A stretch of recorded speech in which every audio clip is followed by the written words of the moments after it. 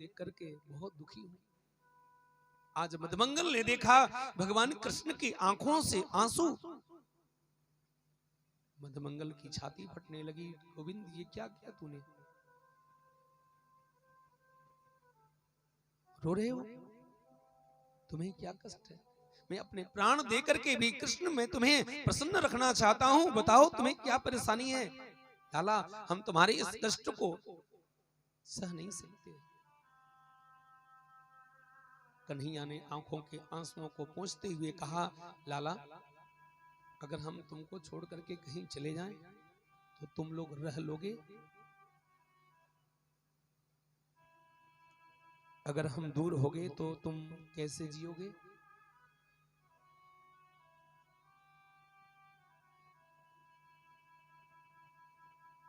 कृष्ण कैसी बात कर रहा है? आज तक मैंने तुम्हारे बिना तो जीना कभी सीखा नहीं, तू कैसी बड़ी बड़ी बात कर रहा है? और कृष्ण कान खोल करके सुन लो, अगर तू कहीं चला गया ना तो हम अपने प्राण त्याग देंगे। तू ऐसी बात क्यों कर रहा है? हम तुमको तो कहीं जाने ही नहीं देंगे। मधुमंगल ने कहा, कन्हैया तू जानता है कि मेरे घर में 2 वक्त की रोटी की भी व्यवस्था नहीं है। मेरा भोजन तो तेरे घर में ही होता है, और अगर तुमने मुझे छोड़ करके कहीं जाने का मन बना लिया ना तो फिर क्या होगा? कन्हैया ने कहा, लाला मुझे जाना पड़ेगा। नहीं नहीं, ऐसे कैसे जा सकते हो? कृष्ण ने कहा, मेरे मित्र मैं तुम्हें समझा नहीं सकता मेरी परिस्थिति क्या है, लेकिन मुझे जल्दी ही कुछ दिनों के लिए बाहर जाना होगा। सारे मित्रों ने आकर के चारों तरफ से घेर लिया। आज मेरे कन्हैया को क्या हो गया? रोज चंचल वृत्ति वाला कृष्ण, चपल कृष्ण, प्रेम करने वाला कृष्ण आज हाथ पर हाथ धर करके बैठा है। कृष्ण तुमने समझा कैसे कि हम तुम्हें जाने देंगे कहीं? कभी नहीं। जानते हो हमारे दिल के दर्द की दवा कौन है? केवल मेरा कृष्ण, केवल मेरा कन्हैया। मैं कुछ नहीं चाहता। मधुमंगल ने कहा, कन्हैया मैं साफ साफ कह रहा हूं, मैं तुम्हें यहां से कहीं जाने नहीं दूंगा। अगर तू चला गया तो मेरा क्या होगा? क्योंकि जब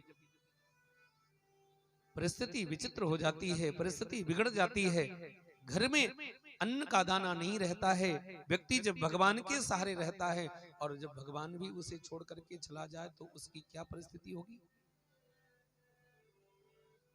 दर्द दिल की दवा दीजिए, दर्द दिल की दवा दीजिए मेरे प्यारे, दर्द दिल की दवा दीजिए। कृष्ण हम तुमसे कोई बात नहीं करना चाहते, बस हम तुम्हें मुस्कुराते हुए देखना चाहते हैं। थोड़ा सा मुस्कुरा दीजिए मेरे प्यारे, थोड़ा सा मुस्कुरा दीजिए मेरे प्यारे, दर्द दिल की दवा दीजिए मेरे प्यारे, दर्द दिल की दवा दीजिए।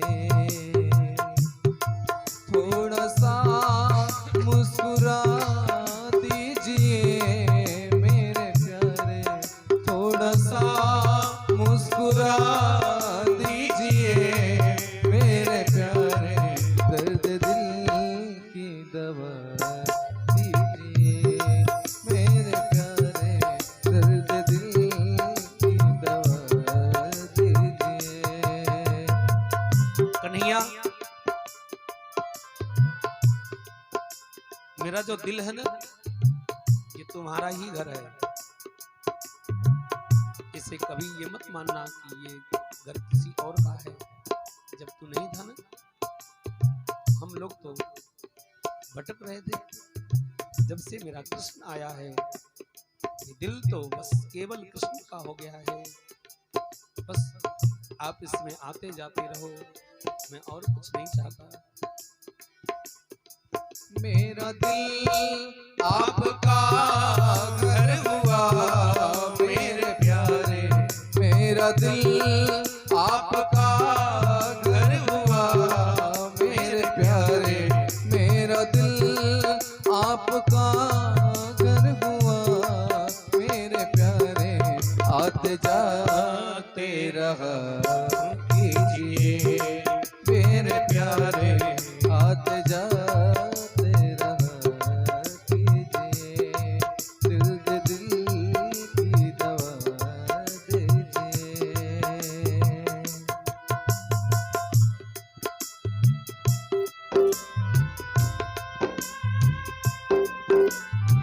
कन्हैया, जो कहो वो सजा हम स्वीकार करते हैं, पर जाने का नाम न लो। जब तू जाने का नाम लेता है ना, तो मेरे हृदय में बड़ी वेदना होती है। तो आज ऐसी बात क्यों कर रहा है?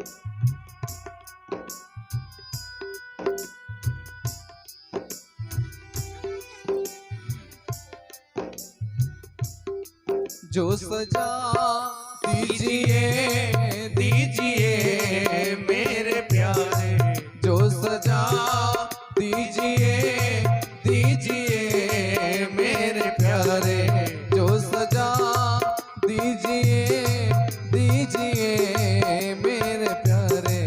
नाम जाने का नाम लीजिए मेरे प्यारे, नाम जाने का नाम लीजिए मेरे प्यारे। दर्द दिल की दवा दीजिए मेरे प्यारे, दर्द दिल की दवा दीजिए। कन्हैया, ऐसी बात कह करके तुमने तो हमें कहीं का नहीं छोड़ा। अरे ब्रजवासियों सुनो, ये कन्हैया बड़ा टेढ़ा है, बड़ा छलिया है। अगर वो कह रहा जाने के लिए ना, तो हम जान भी नहीं पाएंगे वो कब चला गया।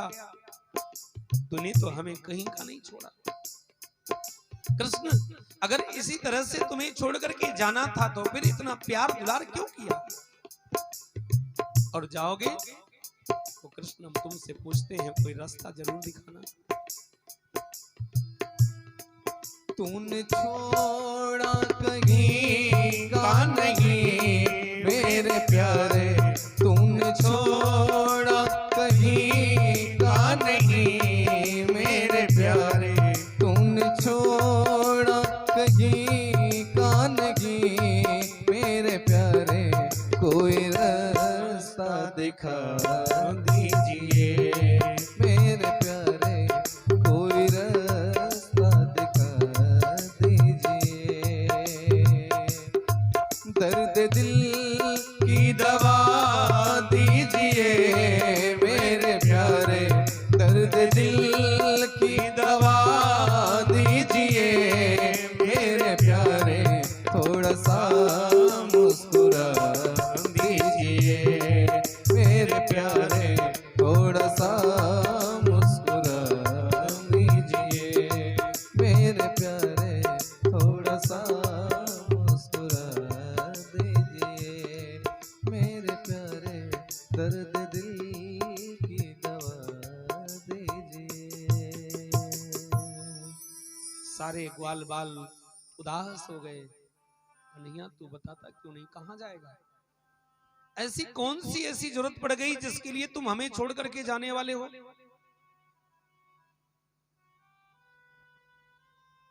कन्हैया ने कुछ नहीं कहा।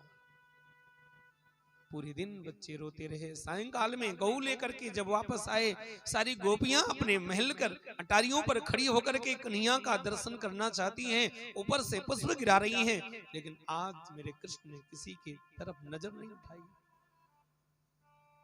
जब एक कन्या की विदाई होने की स्थिति आती है ना, 1-2 दिन रह जाता है, और जब अपने सखियों को देखती है, अपनी माता को देखती है, देख देख करके उसे रोना आता है, मेरी ये सखियां छूट जाएंगी, मेरा ये घर छूट जाएगा, मेरे माता पिता छूट जाएंगे, जिस माँ ने मुझे दुलार करके प्यार करके इतना बड़ा किया,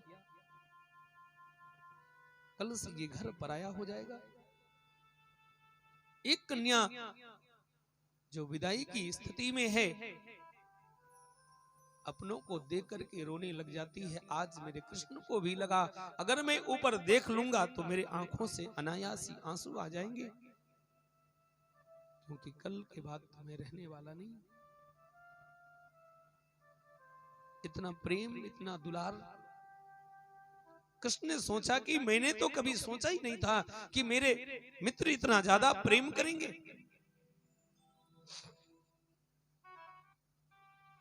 आज कृष्ण उदास घर लौटे, मां ने देखा बेटा उदास है, क्योंकि कन्हैया के आने का समय सबको पता है, सब लोग प्रतीक्षा का अंजन लगा करके खड़े रहते हैं। कृष्ण आया, मेरा कृष्ण आया। आज चबूतरे पर बैठे हुए बाबा को भी राम राम नहीं करी। कन्हैया आगे बढ़ गए, वो भी सोचने लगे कि आज मेरे कृष्ण ने राम राम नहीं करी। मैया ने देखा चेहरा उतरा हुआ है, दौड़ करके आई, अरे दासी, लगता है मेरा लाला भूखा है, जल्दी से माखन लेकर के आओ। कन्हैया को गोद में बिठाया, उनके बालों में हाथ सहलाया। लाला क्या बात है, तू इतना दुखी है? उस माता के प्रेम को देख करके भगवान अपने आंखों के आंसुओं को नहीं रोक पाए। मां ने कहा बेटा तू रो रहा है, क्या हुआ? खबरदार कन्हैया, अगर दोबारा तू अपनी आंखों में आंसू लिया, मैं अपने प्राण छोड़ दूंगी। भैया ने जल्दी जल्दी आंखों के आंसुओं को पोंछा। बेटा तू सच बता, रो क्यों रहा है? कभी कभी कुछ ऐसी चीजें होती हैं, चाह करके भी रोका नहीं जा सकता। कन्हैया के आंखों के आंसुओं को मेरी माता ने पोंछा। कन्हैया ने कहा मां, ये दुख के आंसू नहीं है। आज मैं विचार कर रहा था कि तुम्हारे जैसी मां दुनिया में कोई नहीं हो सकती। तो कितना प्यार करती है, तो कितना दुलार करती है। बस मां, बात कुछ भी नहीं है, बस इतनी सी बात है। आज मैंने विचार किया कि मेरी मां जैसी मां तो जुगों जुगों तक नहीं होगी, और उस बात ने मुझे रोने के लिए विवश कर दिया। मैया ने कहा जादरी की ऐसी कौन सी बात है? मां तो खुश हो गई, पर मां को पता नहीं था। कंस ने अक्रूर को बुलाया और कहा क्या करना है, सारी बातें समझाई, मैं उन्हें मारूंगा। अक्रूर जी ने कहा मृत्यु तो उसी कोख से जन्म लेती है जहां से बच्चा जन्म लेता है। वो आपको मारेंगे कि आप उनको मारेंगे, ये तो भविष्य के गर्त में। बोले मुझे वेदांत मत सुनाओ, जाते हो कि नहीं? सोचने लगे अगर नहीं जाऊंगा पापी मार देगा। और अक्रूर जी प्रातःकालीन बेला में स्नान संध्या वंदन पूजा करने के बाद जलपान थोड़ा सा किया, और जलपान करके फाल्गुन महीना शुक्ल पक्ष द्वादशी की तिथि को सवेरे सवेरे चल पड़े मथुरा से वृंदावन की तरफ। और जैसे अक्रूर का वृंदावन की सीमा से बाहर आना हुआ, माता आज पूजा की थाली लेकर के ठाकुर की पूजा को जा रही थी, हाथ से वो थाली छूट करके नीचे गिर गई। इतना बड़ा अपशकुन हुआ, मेरी माता यशोदा का हृदय कांप गया। दौड़ करके मंदिर में गई, साष्टांग दंडवत करने लगी, मेरे ठाकुर क्या हो गया, ऐसा अपशकुन क्यों हो रहा है? अगर कुछ होने वाला हो, कोई राक्षस आने वाला हो, कोई समस्या हो, वो समस्या मुझ पर लग जाए, लेकिन मेरे लाला को कुछ न हो। भोली भाली मां को क्या पता था। इधर नारद जी ने आकर के ठाकुर जी से सारी बातें बताई। आप यहाँ से मथुरा जाओगे, द्वारिका जाओगे, कौन कौन सी लीला करोगे, सब कुछ कह करके चले गए। भगवान ने मौन स्वीकृति दी। आज जैसे ही भगवान गौचारण करके वापस आए तो देखा सामने से काका जी, दोनों भाइयों ने एक एक हाथ पकड़ा। काका जी, हम जानते हैं आप क्यों आए हैं, और ये बात मेरी माता को मत बताना। अगर मेरी माँ को पता चल गया कि इस पापी कंस ने मुझे मारने के लिए भेजा है, तो मेरी माँ तत्क्षण ही अपने प्राण त्याग देगी। दोनों भाइयों ने गौशाला में दर्शन कराया, अंदर ले गए, उनके चरण प्रक्षालित किए गए, उनको जलपान कराया। नंद बाबा आए और कहा, भैया कैसे आना हुआ? बोले, लगता है उस कृष्ण की भावना में कुछ कमी हुई है, उसने धनुष यज्ञ का मेला किया है, उसमें सबको निमंत्रण दिया है, और आपके कृष्ण और बलराम दोनों पुत्रों को लाने के लिए ये स्वर्ण में रथ भेजा है। नंद बाबा बेचारे सीधे साधे, वो तो खुश हो गए कि देखो महाराज, कंस ने अपना रथ दे दिया, बहुत बड़ी बात होती है। बातचीत आपस में कर रहे थे। नंद बाबा ने कहा, देखो भाई, हम तो चलने को राजी हैं, पर कृष्ण जाएगा कि नहीं जाएगा ये तो यशोदा के हाथ में है।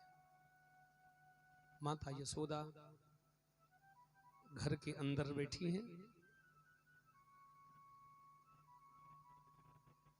समय मिला, नंद बाबा ने अंदर जाकर के कहा, मेहर देवी, भगवान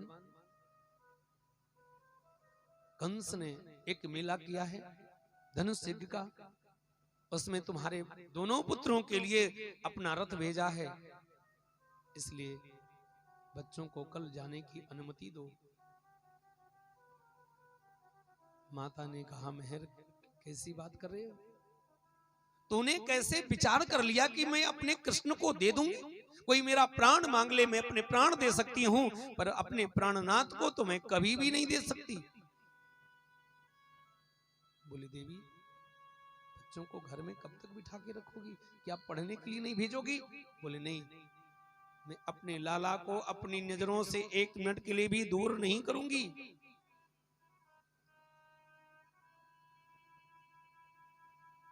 देवी, ऐसा क्यों कर रही? बच्चे हैं, इतने दिनों से घर में बैठे हैं, कभी शहर देखा नहीं, कल मैं साथ लेकर के जाऊंगा, एक दिन टहला करके फिर मैं वापस लेकर के आ जाऊंगा। माता का हृदय रोने लगा। नहीं नहीं स्वामी, मैं अपने कृष्ण को नहीं दे सकती। क्या उसे पढ़ाओगी? नहीं नहीं। क्या उसे अपने घर से कहीं बाहर जाने नहीं दोगी? अरे बोले, कह दिया ना, मैं अपने प्राण दे सकती हूं, लेकिन अपने कृष्ण को नहीं दे सकती। कितना दुलार होगा, कितना प्यार होगा। बोले, अगर कृष्ण रोने लग जाए वहां जाने के लिए, तब क्या करोगी? माता गंभीर हो गई, मैं अपने कृष्ण को रोता हुआ तो नहीं देख सकती। दोनों बच्चे आ गए, मैया हम भी मेला देखने जाएंगे, हम भी मेला देखने जाएंगे, हम भी मेला देखने जाएंगे।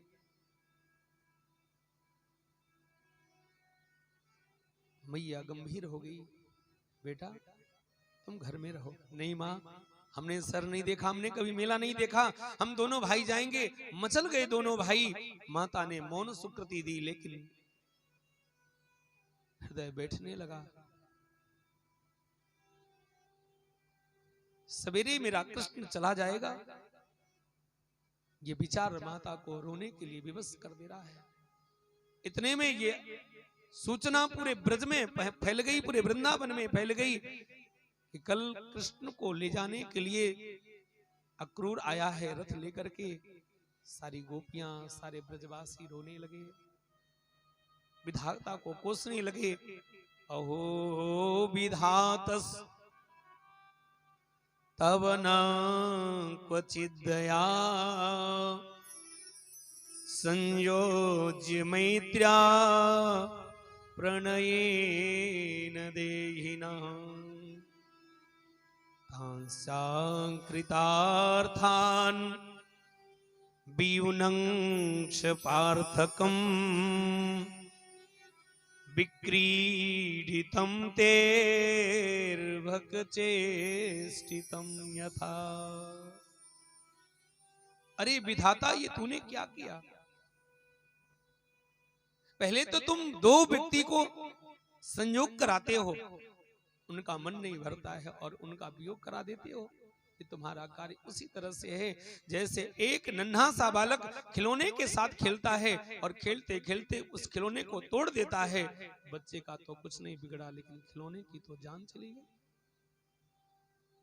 एक बालक नदी के किनारे मिट्टी के घर बनाता है और जब चाहता है एक पैर मार करके तोड़ देता है, उसका तो कुछ नहीं बिगड़ा।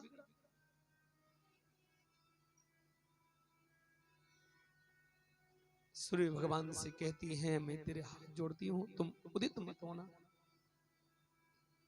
अगर तुम उदित नहीं हुए तो मेरा कृष्ण नहीं जाएगा। श्याम सकारे जाएंगे,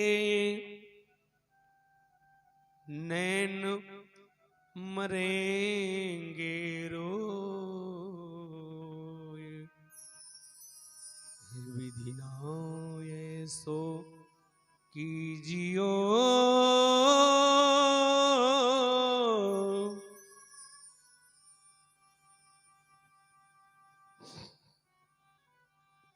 जासो भोर न होए। सारी गोपियां इकट्ठी होकर के रो रही हैं। हमारे बस में नहीं है कृष्ण को रोकना, लेकिन हे सूर्य भगवान, मैं तेरे हाथ जोड़ती हूं, अगर आप उदित नहीं हुए तो मेरा कृष्ण नहीं जाएगा।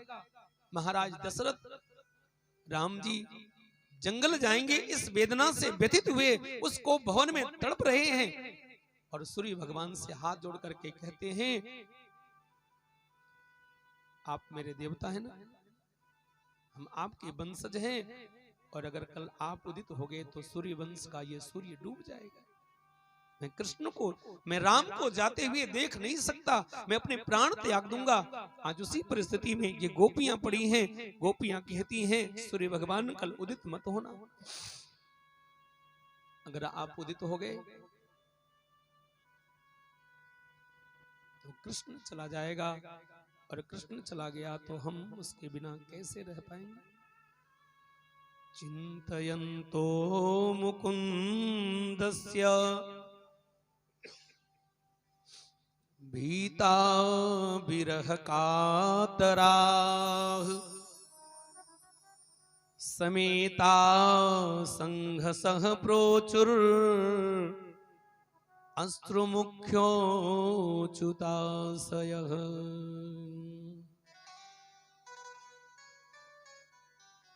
कर्मन सो मिलियो भयो,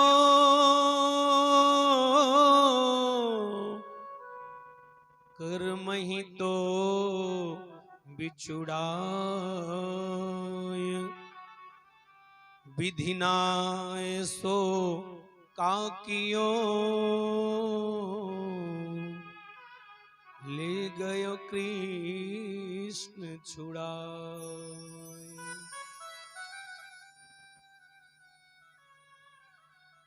गोपियां रुदन कर रही हैं, किस व्यक्ति ने इसका नाम अक्रूर रख दिया, ये तो साक्षात क्रूर है। सुंदर तन अति सौम्य मुख, पर स्वभाव से क्रूर, पंडित कैसा मूर्ख जो नाम रखा अक्रूर।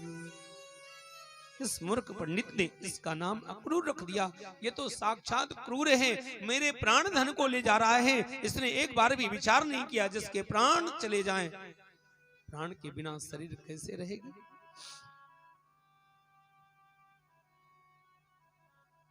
विधाता को कोसती हैं। रात बीतने लगी। आज माता ने बार बार कन्हैया को देखा, कन्हैया के बाल में हाथ डालती हैं, रुदन करती हैं। कन्हैया अपने रुदन को छुपाने की कोशिश करते हैं, सोने का प्रयास करते हैं, पर आंखों में नींद नहीं है। सोचते हैं आज की ही तो बात है, आज जितना भी मैं अपनी माँ को देख लूंगा उतना अच्छा होगा। पर जैसे आंख खोलते हैं वैसे माँ रोने लग जाती है, बार बार घुघराले बाल में हाथ फेरती है। क्या करूं, अगर मैं कृष्ण को रोक लूं मेरे लाला को तकलीफ होगी। मैं अपने कृष्ण को रोते हुए नहीं देख सकती। सारी गोपियां विचार करने लगी, भगवान राम कितने सीधे साधे थे। जब वो जंगल जा रहे थे ना, तो सारे अवधवासी उनके पीछे पीछे जा रहे थे, लेकिन जो सीधे राम जी जो मर्यादा में रहने वाले हैं, उन्होंने तमसा नदी पर छोड़ करके अवधवासियों को अकेले चले गए। ये तो छलिया है, ये तो चंचल है। अगर कहीं रात्रि में चला गया तो हम इसका अंतिम दर्शन भी नहीं कर पाएंगे। राधा रानी बैठी बैठी रो रही है।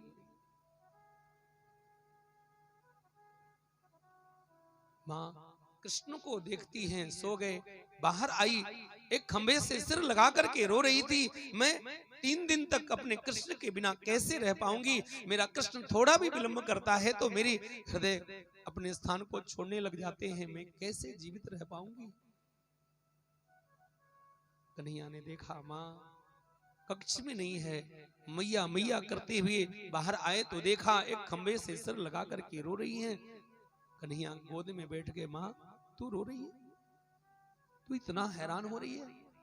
मां मैंने कहा ना मैं जल्दी आऊंगा, रोना नहीं। मैया ने कहा बेटा तू आएगा ना। हाँ मां मैं जरूर आऊंगा। बेचारी भोली भाली माता यशोदा ने समझ लिया मेरा कृष्ण झूठ नहीं बोलता, वो जरूर आएगा। रात बीत गई कृष्ण को देखने में और कृष्ण के लिए पाथे तैयार करने में। मेरा कन्हैया कब पहुंचेगा पता नहीं, भोजन कब मिले। माखन मिश्री से लेकर के अनेक व्यंजन को तैयार कर रही हैं। प्रातः काल की बेला हुई, भोजन कराया। पूरी रात गोपियां घर को घेर करके खड़ी थीं। अगर रात्रि में कृष्ण बाहर आया तो उससे बोलेंगी तुम्हें शर्म नहीं आती, इस तरह से प्रेम किया। और अगर इस तरह से छोड़ करके जाना ही था तो फिर प्रेम किया ही क्यों। क्यों लगता है कि ये 3 दिन के लिए नहीं, हृदय तो बोलता नहीं। हृदय में वो पीड़ा हो रही है, लगता है कृष्ण का संबंध आज से मेरा छूट रहा है, हृदय रो रहा है। प्रातः काल की बेला हुई, आज माता अपने हाथ से श्रृंगार करने लगी। लगता है ये हमारा अंतिम श्रृंगार है।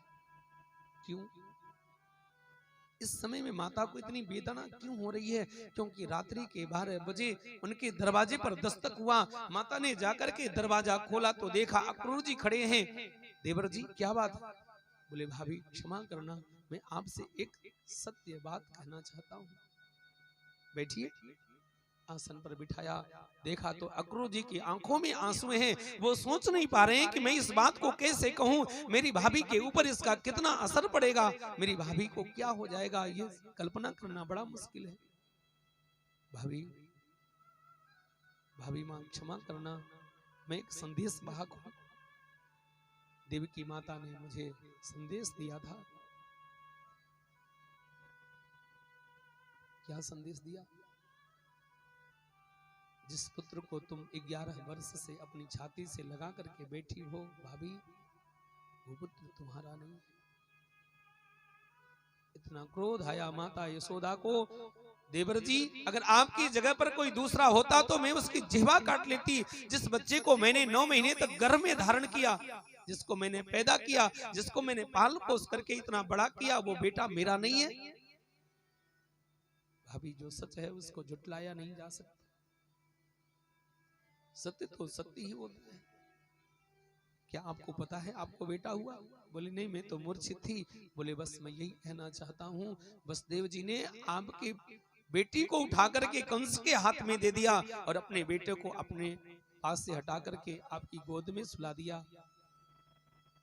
भाभी माँ, जिस पुत्र को आप अपना मान करके बैठी हो, ये पुत्र आपका नहीं है।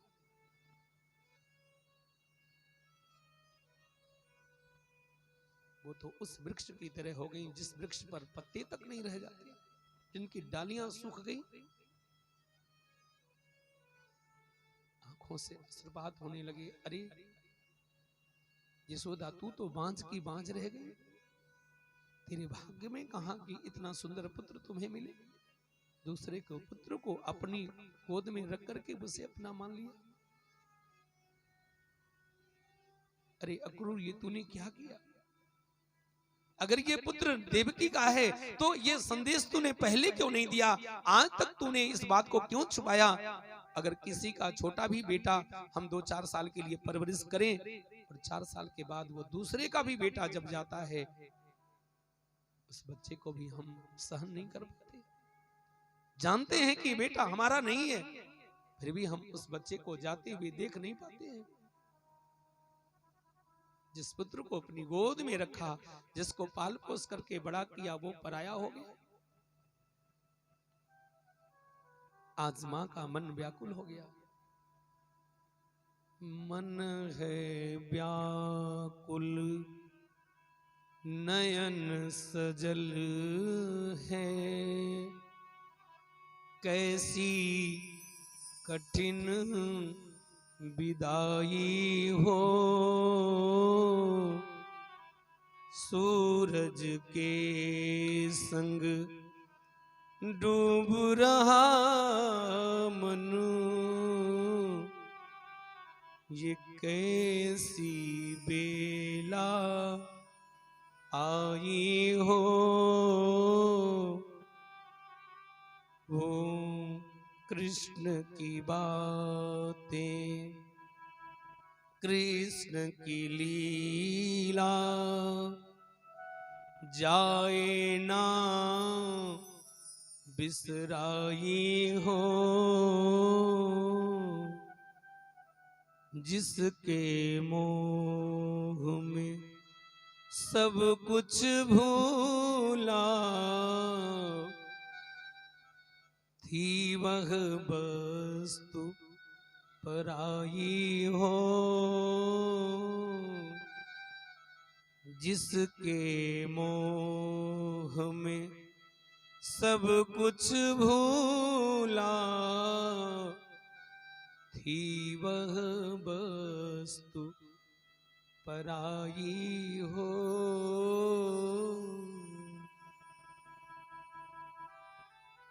माता को दोनों भाइयों ने प्रणाम किया। माता तो मूर्छित हो गई। इस बच्चे को पाल पोस करके हमने इतना बड़ा किया, वो पराया हो गया। अरे विधाता, ये तूने मेरे साथ कैसा मजाक कर दिया? आज तक मैंने दूसरे के बच्चे को अपनी छाती से चिपका करके बैठी रही, लेकिन विधाता अगर तूने मुझे पराये पुत्र को अपनी गोद में रखा तो मेरे हृदय को पत्थर जैसा क्यों नहीं बनाया? आज इस पुत्र को मैं कैसे विदा करूं? माता तो मूर्छित हो गई। मां को प्रणाम करके दोनों भाई रथ पर बैठ करके आगे बढ़े। जैसे मुख्य दरवाजे से बाहर निकले तो देखा असंख्य गोपियां दोनों तरफ से खड़ी हैं। देखते ही रथ जमीन पर लेटने लगी। कृष्ण, हम तुम्हें नहीं जाने देंगी। तुमने कैसे सोच लिया कि तुम चले जाओगे? नहीं नहीं, हम तुम्हें जाने नहीं देंगी।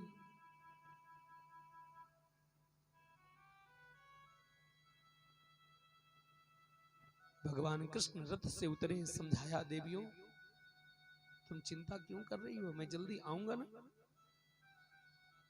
सभी गोपियां कहती हैं, कृष्ण इतना तूने प्रेम किया, हमने तो सोचा ही नहीं था कि मेरा कृष्ण मुझे छोड़ करके जाएगा। तू जा रहा है और कहीं मथुरा की नारियों ने तुम्हें अपना बना लिया तो? क्योंकि हम तो गांव की गंवार ग्वालिने हैं। मेरे पास तो भाषा नहीं है, मेरे पास तो प्रेम नहीं है। कृष्ण कब आओगे? राधा जी आई। राधा जी खड़ी हो गई। स्वामी आप जा रहे हो? कल रात में मैंने स्वप्न देखा, एक ब्राह्मण ने आकर के कहा, अरे राधा अब तो तुम्हारे सुख के दिन चले गए, तुम्हें तो कृष्ण से 100 वर्ष का वियोग होने वाला है। मैं जानती हूं कि आप आने वाले नहीं हो, लेकिन मैं एक दासी हूं। दासी की औकात कितनी होती है? देवी ऐसा मत बोलो, तुम तो मेरे सर्वस्व हो। आज तक मैंने बंसी बजाई और ये बंसी मैं अब तुम्हारे लिए बजा रहा था, मैं तुम्हें दे के जाता हूं। अब मैं बंसी नहीं, अब तो मैं शंख बजाऊंगा। देवी अब हमें जाने की अनुमति प्रदान कर दो। राधा जी ने कहा स्वामी अगर मैं ये कहूं कि मैं आपके बिना नहीं रह सकती तो संसार वाले यही कहेंगे कि राधा ने कृष्ण को अपने प्रेम पास में बांध करके उन्हें वृंदावन से आगे जाने नहीं दिया और उनका कर्म पुकारता रहा, पर प्रेम में पागल वो राधा कृष्ण को कर्म के लिए जाने नहीं दी। अगर ये कहूं कि स्वामी आप चले जाओ तो मैं विचार कर रही हूं कि मैं आपके बिना कैसे रह पाऊंगी। मदमंगल दौड़ता हुआ आया, कन्हैया तुम जा रहे हो, कल से मैं भोजन कहां करूंगा। गौशाला का दरवाजा खुला, वहां की गौओं के आंखों में आंसू। गोविंद आज आप मुझे छोड़ करके जा रहे हो, कल से मुझे चराने के लिए कौन ले जाएगा। मैं किसके पीछे पीछे चलूंगी।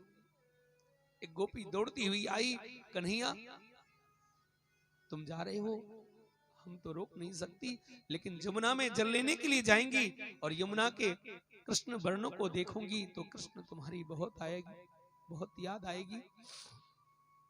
और जब याद आएगी तो हम क्या करेंगी ये तो बताओ। ऊपर बैठे बंदर हाथ पर हाथ धर करके, जो बंदर चंचल वृत्ति के होते हैं, चुपचाप बैठे हुए हैं। भगवान कुछ कहने की परिस्थिति में नहीं है। सबको विदा करते हुए आगे बढ़े, सब भरे नैनों से देख रहे हैं। कृष्ण जा रहे हैं रथ पर बैठ करके। इधर माता यशोदा की मूर्छा टूटी, लोगों से पूछा मेरा लाला कहाँ है, मेरा कृष्ण कहाँ है। बोले वो तो चले गए। मैया तुरंत महल से बाहर आई, हाथ फैला करके उस दरवाजे से बाहर आई, मुख्य भवन से बाहर आई और मार्ग पर दौड़ लगाई। अरे मेरे लाला को रोको, अरे मेरे बेटे को रोको, अरे मेरे कन्हैया को रोको।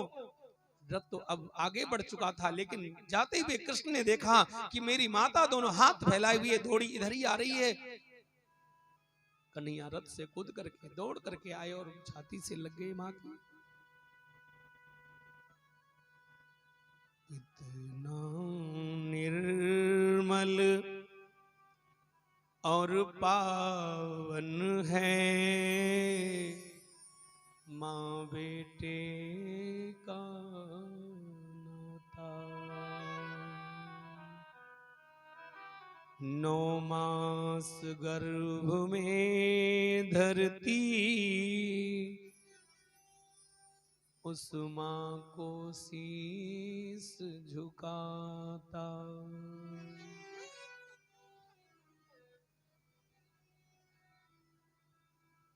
मां के चरणों में प्रणाम किया। मां ने हाथ जोड़े, देवकी नंदन अगर तेरी परवरिश में मुझसे कुछ अपराध हुआ होगा तो क्षमा कर देना। बेटा एक गांव की गंवार ग्वालिन तेरे हाथ जोड़ती है, अब तो मेरा अधिकार ही नहीं रहा, क्योंकि तू यशोदा नंदन नहीं, तू तो देवकी नंदन है रे। मेरे भाग्य में कहा तुम्हारे जैसा पुत्र। मैंने दूसरे के पुत्र को अपनी छाती से लगाया। कृष्ण मैं तेरे हाथ जोड़ती हूं। एक मिट्टी की मटकी को फोड़ने के कारण मैंने तुमको रस्सी में बांध दिया था। दिन भर हमने भोजन नहीं दिया तुमको। कृष्ण जब जब मैं याद करती हूं मेरी छाती फटने लग जाती है। कन्हैया तुम सब कुछ याद रखना, लेकिन इस बात को कभी याद मत करना कि मैंने तुम्हें बांधा था। कृष्ण चाह करके भी अपने आंखों के आंसुओं को रोक नहीं पाए। कन्हैया ने कहा जननी इस दुनिया में मुझे कोई बांध नहीं सका, पर आपने मुझे अपने प्रेम में बांध लिया। इस बात को मैं कैसे बोल सकता। जिसके आदि का पता नहीं, जिसके अंत का पता नहीं, इस परमात्मा को माता ने बांध लिया, वो कृष्ण इस बात को भला कैसे भूल सकते हैं। मां ने हाथ जोड़े, बेटा तू जा रहा। एक बार एक पंडित जी आए थे, उन्होंने तेरे हाथ देखे थे और हाथ दे करके कहा था नंदरानी ये तेरो बेटा तो बहुत बड़ा राजा बने हुए रे। लेकिन नंदरानी जिस दिन वो राजा बनेगा वो तुम्हें छोड़ करके चला जाए। हमें तो लगता है अब तू राजा बनेगा। मैं जानती हूं मेरी तुम्हें बिल्कुल आवश्यकता नहीं है, तुम मेरे बिना रह सकते हो कृष्ण, क्योंकि तुम्हारी माता देवकी तो वहां बैठी है। पर मैं तेरे हाथ जोड़ती हूँ, जब तू राजा बनेगा ना तो तुम्हें दास दासी की आवश्यकता होगी। हम और तेरे बाबा तुम्हारे बिना नहीं रह सकते। जब तुम राजा बन करके बैठना तो हमें दास और दासी के पद पर कहीं थोड़ी छोटी सी नौकरी दे देना। हम वहीं रह करके तुम्हारी याद करके तुम्हें सुबह शाम देख देख करके अपने समय को काट देंगी, लेकिन कृष्ण तुम्हारे बिना नहीं रह सकती हैं। तुम ये मत सोचना कि हम किसी से कहेंगे कि हम कृष्ण के माता पिता हैं, कभी नहीं कहेंगे। लेकिन बेटा बस एक निवेदन है, तुम अपने घर में दास दासी के पद पर हमें और अपने पति अपने पिता नंद बाबा को रख लेना। भगवान कृष्ण अपने आप को संभाल नहीं सकते। कृष्ण का जिस दिन गमन मथुरा की तरफ होने लगा, धरती का सीना फटा आसमां रोने लगा। गम भरी ये बात है, बस एक गम सहने लगा। रो रो के सारा नगर फिर इस तरह कहने लगा। छोड़ चला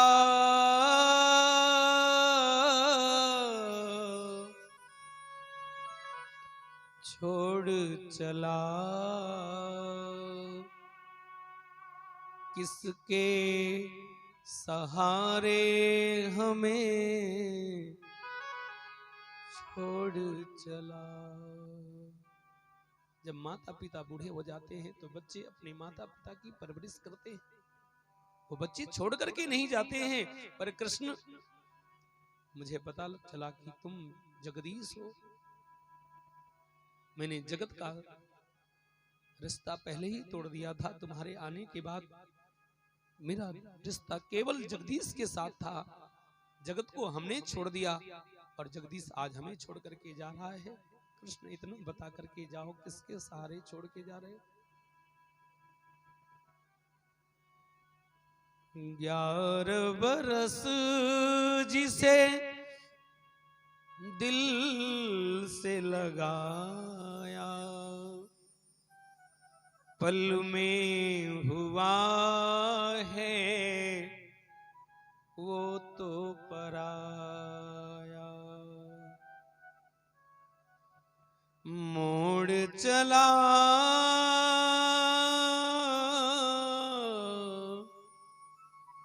मोड़ चला मैया से मुखड़ा मोड़ चला।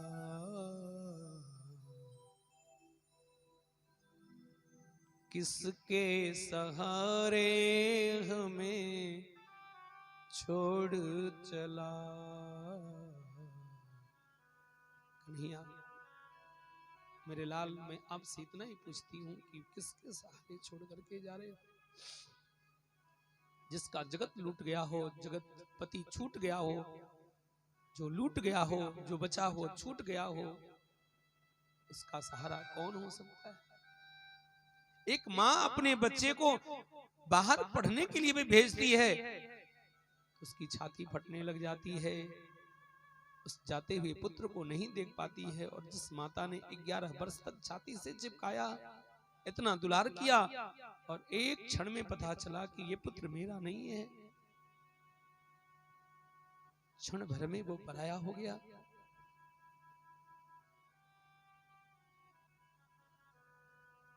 वृंदावन छोड़ करके जा रहे हो ना, जा रहे हो तो जाओ मुझे छोड़कर। कन्हैया तुम मुझे छोड़कर के जा रहे हो, बस मैं इतना ही पूछती हूं, तुम मुझे किसके सहारे छोड़ रहे हो? कृष्ण की हिम्मत नहीं हुई कहने की कि मैं किसके सहारे छोड़ करके जा रहा हूं। इतनी भरी भीड़ को देख करके कृष्ण की आंखों में आंसू आ गए। मैं इनको किस तरह से ढांढस बताऊं? अगर ये मैं कह दूं कि जीवन में कभी आने वाला नहीं हूं, शायद ये जीवित नहीं रह सकती। मां मैं चलूं? विलंब हो रहा है, धूप हो जाएगी, गर्मी लगेगी। इस परिस्थिति को देख करके माता ने कहा बेटा जाओ।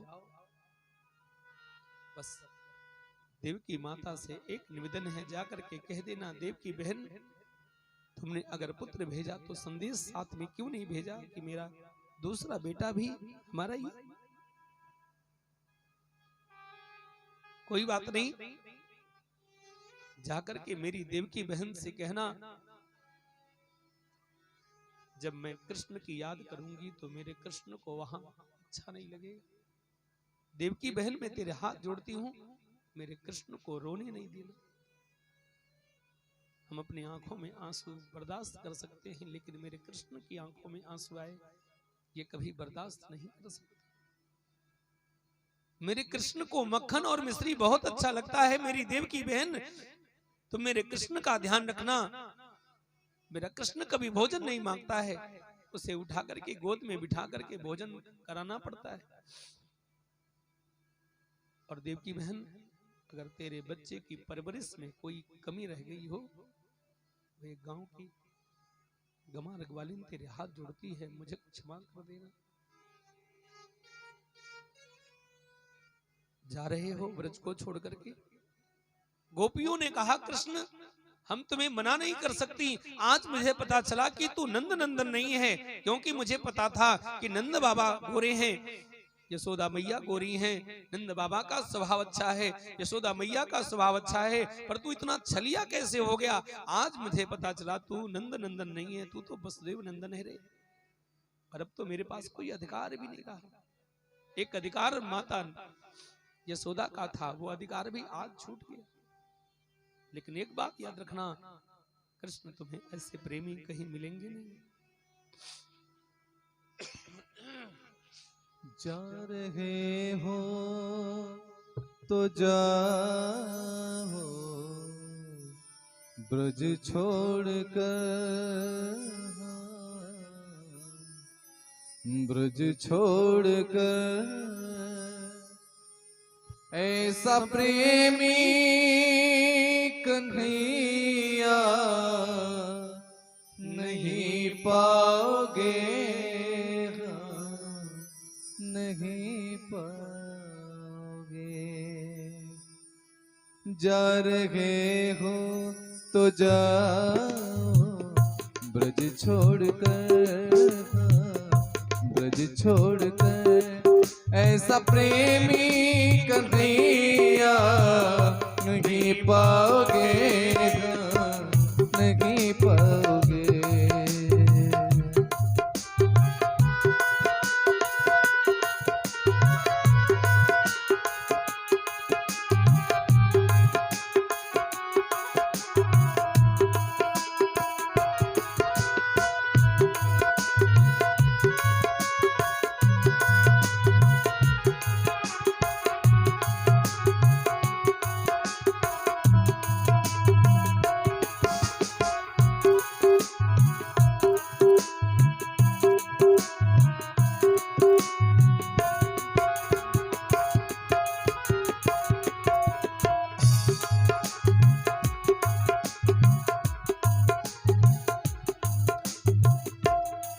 ये लताएं कदम की डारियां तेरे बचपन के साथी संवरिया।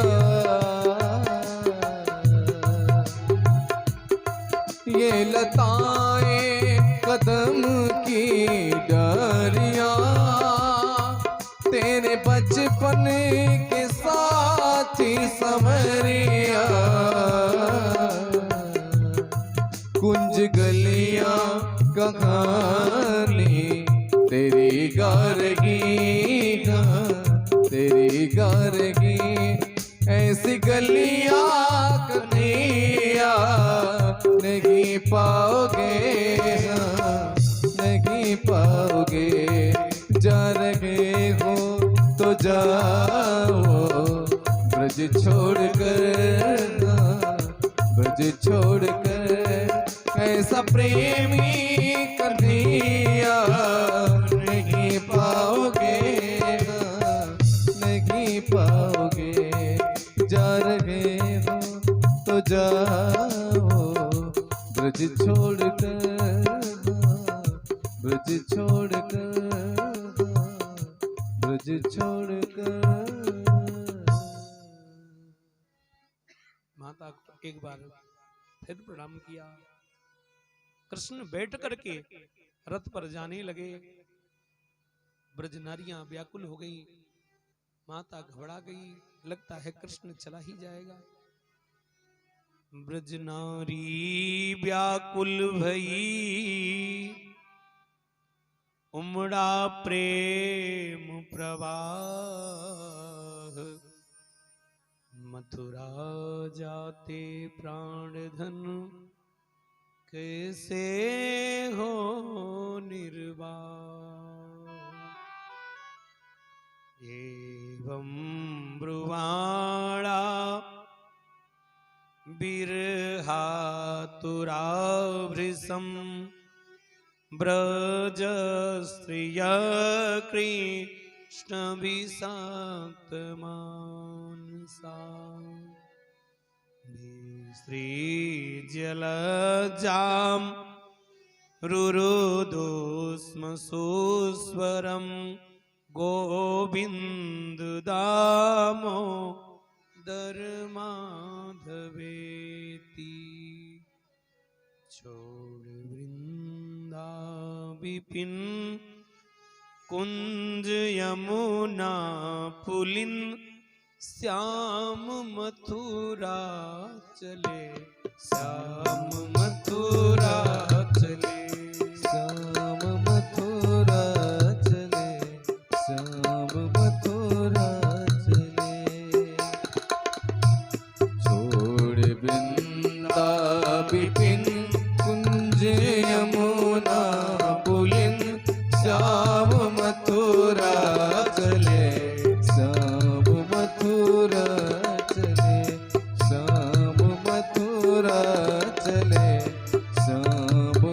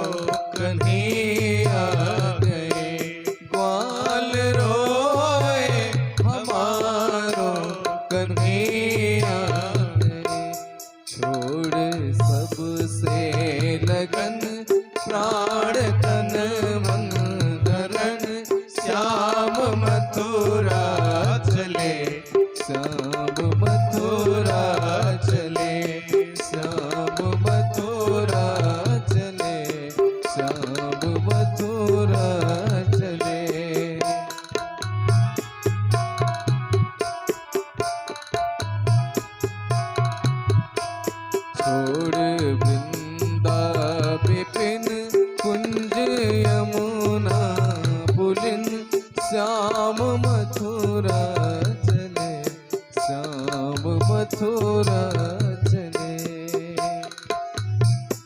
आए मोहन बिना चैन कैसे पड़े,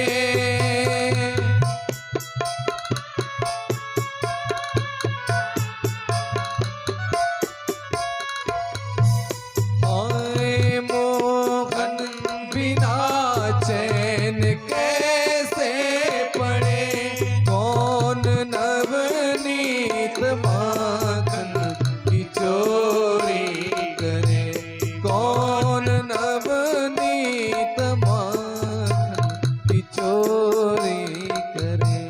गैया करती रुदन प्राण तन मन धरन, श्याम मथुरा चले, श्याम मथुरा चले, श्याम मथुरा चले, श्याम मथुरा चले। छोड़ वृंदा विपिन कुंज यमुना पुलिन श्याम मथुरा चले, श्याम मथुरा चले, श्याम मथुरा चले, श्याम मथुरा चले, श्याम मथुरा चले, श्याम मथुरा चले। सबकी आंखों के सामने बैठ करके रथ पर चल पड़े। जब जब मेरे कृष्ण उन ब्रजवासियों की प्रेम की याद आती है, विह्वल हो जाते हैं, क्योंकि एक भक्त जितनी याद करता है अपने प्रभु की, उससे कहीं ज्यादा उसका प्रेमी कृष्ण याद करता है। सुखदेव भगवान कहते हैं, राजन इन गोपियों की परिस्थिति विचित्र हो गई। जब तक रथ दिखाई दिया देखती रही, अब तो रथ दिखना बंद हो गया, अब तो केवल उसकी ध्वजा दिख रही है, ध्वजा के सहारे खड़ी हैं। नहीं नहीं, मेरा कन्हैया मुझे छोड़ करके नहीं जा सकता। कहीं न कहीं उनके हृदय के कोने में एक प्रेम ऐसा बढ़ा है जो कह रहा है कि वो कृष्ण तुम्हें छोड़ करके नहीं जा सकता। अब क्या, अब तो वो रथ की ध्वजा भी नहीं दिख रही है, अब केवल उस रथ से उठी हुई धूल नजर आ रही है और कुछ भी नहीं। यावद आलक्ष्यते केतुर यावद रेणुरथस्य च अनुप्रस्थापितात्मानो लेख्यानि वोपलक्षिता। अब केवल रजकण दिख रहे हैं, सोच रही हैं अब से मेरा कन्हैया आ जाएगा, लेकिन अब धूल भी शांत हो गई। माता पृथ्वी पर धम्म से गिर पड़ी। दो गोपियों ने हाथ पकड़ा, नंदरानी अगर आप इतनी बेहबल होगी तो आप सोचो हमारा क्या होगा, श्री राधा रानी का क्या होगा। जिन ब्रजवासियों को, जिन वृंदावन प्रेमियों को छोड़ करके आज मेरे कृष्ण जा रहे हैं। कृष्ण तो दूर चले गए, पर माँ ने कहा बेटा एक बात मैं तुमसे कहना भूल गई, हम तो इकट्ठा बैठे हुए हैं, हम जैसे तैसे रो करके रह लेंगे, लेकिन तू अकेला है बेटा,